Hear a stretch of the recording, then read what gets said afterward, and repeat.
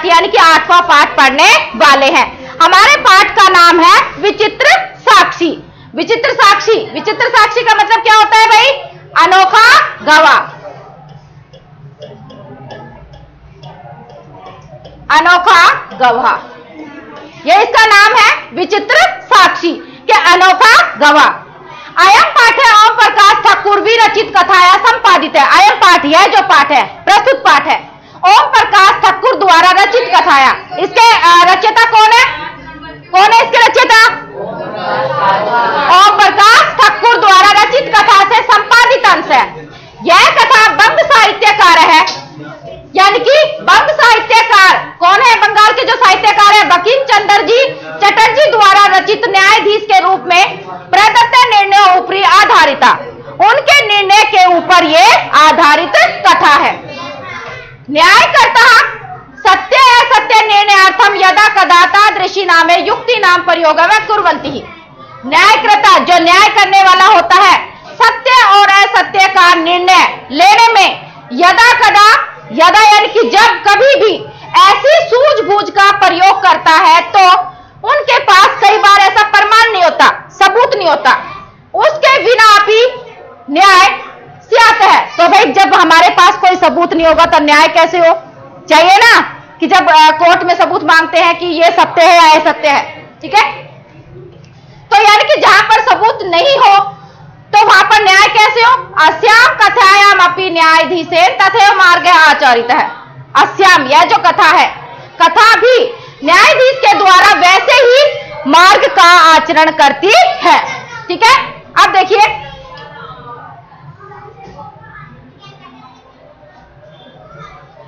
Question, question का मतलब होता है कोई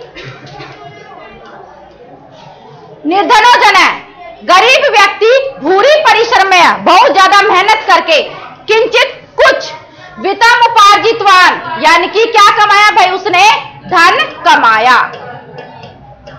ठीक है? एक कोई गरीब व्यक्ति था, भूरी, भूरी का मतलब क्या होता है? बहुत ज्यादा। उसने क्या की भाई? बहुत ज्यादा मेहनत की, दिन रात वो मेहनत करता था, फिर भी उसके बाद क्या? उसने थोड़ा ही धन कमाया, ठीक है? तेन वितेन स्वपुत्रम, वितेन यानी कि धन से, उस धन से, तेन वह जो था उसका पिता, स्वपुत्रम अपने पुत्र को एक अस्मिन, एक महाविद्यालय यानी कि कॉलेज में प्रवेश दाप्यो तुम सफल हो जाते हैं, प्रवेश दिलाने में सफल हो गया। जितना भी उसने बहुत ज्यादा मेहनत करके धन कमाया था उसको कहां एडमिशन कराया अपने पुत्र का? कॉलेज में, यानी कि महाविद्यालय में उसका एडमिशन हो गया। तत्तन्य, तत्तन्य यानी कि उसका पुत्र। तत्रेव, तत्रेव का मतलब वहीं पर। छात्रावासे, छात्रावास में। निवसन का मतलब रहते हुए, रहते हुए। अध्ययन संलग्न संभूत है, क्या करने लग गया हो भाई? वो पढ़ाई करने लग गया। उसका जो पुत्र था वहां छात्रावास में रहते हुए अध्ययन यानी कि पढ़ाई में लग गया, वो पढ़ने लगा। एकदा सह पिता तनुजस्य, एकदा एक बार, सह उसके पिता, तनुजस्य अपने पुत्र की, अपने पुत्र की, रुग्णता माक्र्य का मतलब होता है बीमारी की बात सुनकर, बीमारी की बात सुनकर, ठीक है? बीमारी की बात सुनकर, आकर्ण्य का मतलब होता है सुनकर, व्याकुलो यानी कि वो बेचैन हो गया। क्या हुआ कि एक बार उसके पिताजी ने क्या सुना भाई? उसके बीमारी की बात सुनी और क्या हो गया? वो व्याकुल हो गया, वो बेचैन हो गया अपने पुत्र से मिलने के लिए, ठीक है? तो आगे क्या हुआ देखो, पुत्रं द्रष्टुम च प्रस्थित है, और च का मतलब और वह पुत्र को देखने के लिए चल दिया। द्रष्टुम का मतलब देखने के लिए, देखने के लिए कि और वह पुत्र को देखने के लिए चल दिया। परम अर्थ काश्यन पीड़ित है, परम अर्थ काश्यन का मतलब होता है धन के अभाव में, धन के अभाव में, अभाव में पीड़ित, दुखी से वह बस यानम, बस को विहार छोड़कर पदातिरे पैदल ही प्रचलत है, चल पड़ा। क्या क्या भाई? उसके पास जब पैसा नहीं था, धन नहीं था, तो क्या किया कि बस व्यानम यानी कि छोड़कर, किसको छोड़कर? बस को छोड़कर पदाति रे पैदल ही चल पड़ा। पदाति क्रमेण संचलनम साय है समय अप्रसव गंतव्या दूरे आसीत। अब देखो पदाति क्रमेण का क्या मतलब होता है कि पदाति क्रमेण जब वह भाई पैदल चला, एक तो आदमी बस से जाए जल्दी पहुंचता है ना, और एक कैसे जाए? पैदल जाए तो उसको समय लगता है। अब जहां पर उसको जाना था वो स्थान क्या था? दूर था। अब पदाति क्रमेण पैदल चलने से संचलनम चलते हुए सायं शाम के समय समय अपसव गंतव्यात यानी कि समय इतना अधिक हो गया कि जहां पर जाना था दूरे आसीत, वो समय यानी कि वो जगह कैसी थी भाई? वो दूर थी। ठीक है कि पैदल चलने से शाम हो गई और जहां पर उसको पहुंचना था वह जगह क्या थी? बहुत दूर थी। गंतव्य का मतलब होता है जिस स्थान पर जाना है वो जगह दूर हो। ठीक है, गंतव्यात यानी कि दूर। दूरे आसीत निशा अंधकारे प्रसूते विजने पर्दे से पद यात्रा ने सुबह। अब क्या हुआ देखो, देखो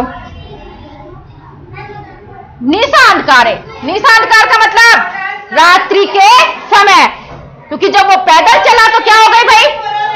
क्या हो गई? रात हो गई। निशा अंधकारे रात में प्रसूते, प्रसूते का मतलब होता है बहुत ज्यादा जहां पर अंधेरा हो। विजने सुनसान, विजने का मतलब होता है सुनसान, जहां पर कोई नहीं हो। पर्दे से ऐसी जगह पर पद यात्रा, पद यानी कि पैदल चलना, शुभ वहां, शुभ यानी कि शुभ नहीं है यानी कि अच्छा नहीं है। क्या नहीं है? अच्छा नहीं है। ठीक है भाई, जब रात का समय हो गया तो क्या हुआ कि पैदल चलना यानी कि अनजान जगह पर पैदल चलना, अनजान शहर में पैदल चलना सही नहीं है। कब? रात के समय। ठीक है, अब क्या हुआ? एवं विचार्य से, एवं ऐसा सोचा, किसने सोचा? ये किसने सोचा? उस गरीब व्यक्ति ने क्या सोचा कि भाई यहां पर रात तो हो गई, अब विजने पर्दे से सुनसान जगह पर पैदल चलना शुभ नहीं है। एवं विचार्य सह, एवं इस प्रकार उसने विचार किया। सह पार्श्व स्थित, पार्श्व स्थित का मतलब होता है पास में स्थित, पास में स्थित, पास में स्थित ग्रामे, गांव में रात्रि निवसामम कर्तुम कंचित गृहस्थम उपागतः गतः। देखो इस लाइन का कि भाई उसने सोचा कि यहां पर तो अब रात में यात्रा करना शुभ नहीं है, तो ऐसा विचार करते हुए पास में उसने, पास में क्या देखा भाई? गांव देखा। गांव में रात्रि यानी कि रात में निवास कर्तुम करने के लिए, कर्तुम करने के लिए, करने के लिए कश्चित, कश्चित का मतलब होता है किसी, कश्चित का मतलब क्या होता है? किसी। ठीक है, किसी गृहस्थम उपागत है, गृहस्थम उपागत का मतलब होता है भाई वो किसी के घर में रुक गया। कहां रुक गया? वो किसी के घर में। ठीक है, किसी के घर में आ गया वो। उसने ऐसा विचार करते हुए सोचा कि पास के गांव में स्थित रात्रि में निवास करने के लिए कि भाई रात हो गई, मैं रात्रि में किसी के घर में निवास कर लूं। ठीक है, वो किसी के घर में गया। करुणा परोग्रही, करुणा पर का मतलब होता है दयालु, दयालु ग्रही, कोई एक दयालु व्यक्ति था, गृहस्थी वाला था, गृहस्थी समझते हो? परिवार वाला था। ठीक है, गृहस्थी वाला था। तस्मय, तस्मय का मतलब उसने आश्रयम पर्यायच्छत, उसको क्या दे दिया भाई? आश्रय दे दिया उसको। ठीक है, यानी कि उसको रहने के लिए क्या दे दिया? जगह दे दी। ठीक है, क्या किया देखो कि किसी गृहस्थी व्यक्ति ने, दयालु व्यक्ति ने उसे रात में ठहरने के लिए उसको आश्रय दे दिया, यानी कि उसको शरण दे दी। ठीक है, अब वो गांव में रुक गया। अब देखो क्या हुआ, अचानक से क्या ऐसा हुआ, क्या हुआ? क्योंकि यहां पर एक ऐसा वर्ड है विचित्रा देवगति। विचित्रा का मतलब होता है कि क्या? अनोखी घटना घटी, अनोखी ऐसी कौन सी घटना घटी? विचित्रा देवगति, भाग्य की लीला देखो। देवगति का मतलब होता है भाग्य की लीला, कि अनोखी भाग्य की लीला देखो, अनोखी भाग्य की लीला, भाग्य की लीला। ठीक है, कहते हैं ना कि भगवान का खेल, तो ऐसी कोई भाग्य लीला थी, भगवान का खेल था। क्या था? देखो क्या खेल था भाई ऐसा, देखो। तस्यामेव रात्रो तस्मिन् ग्रहे कश्चन चोरः गृह अभ्यंतर प्रविष्ट है।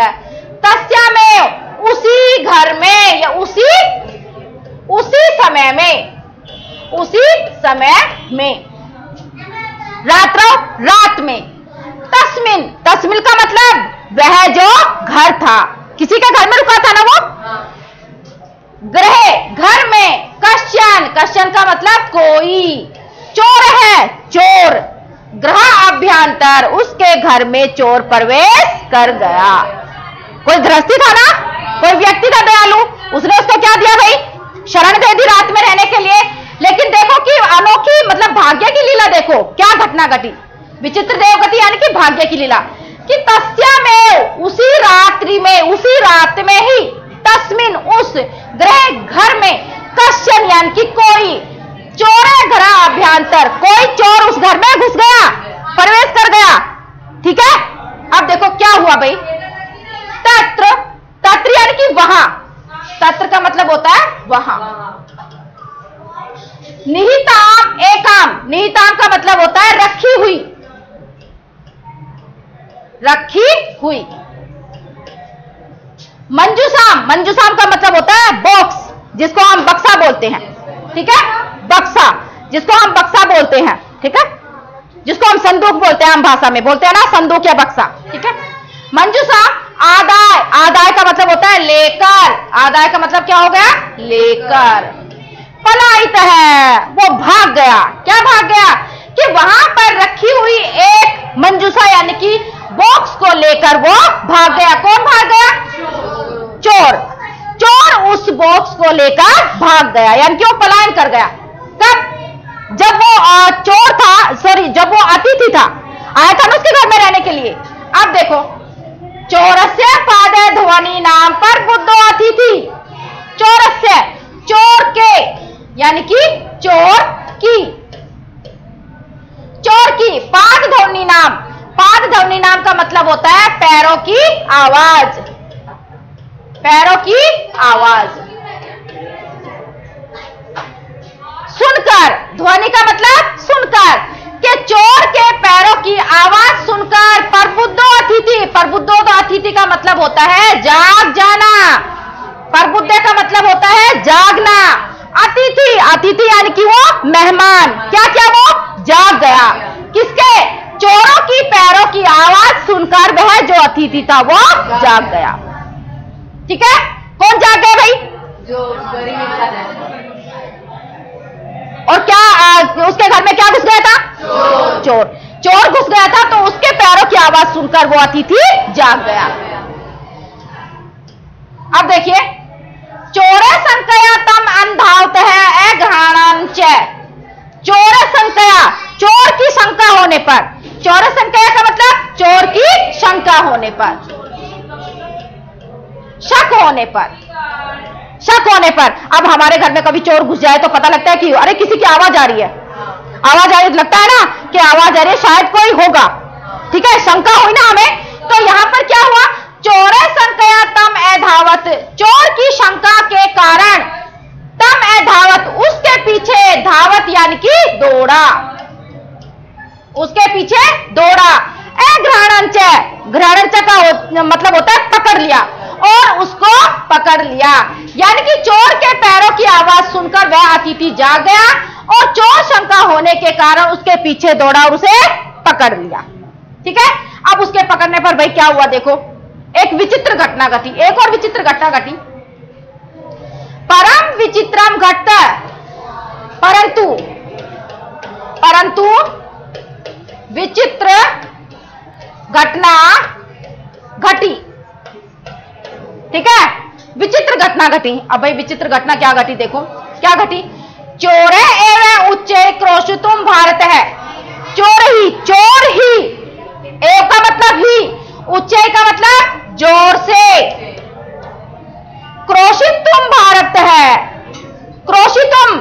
भारत है, उसको उसने पकड़ लिया। किसको? कि चोर ने ही जोर से उसको पकड़कर चोरो अयम चिल्लाने लगा कि यह चोर है, यह चोर है।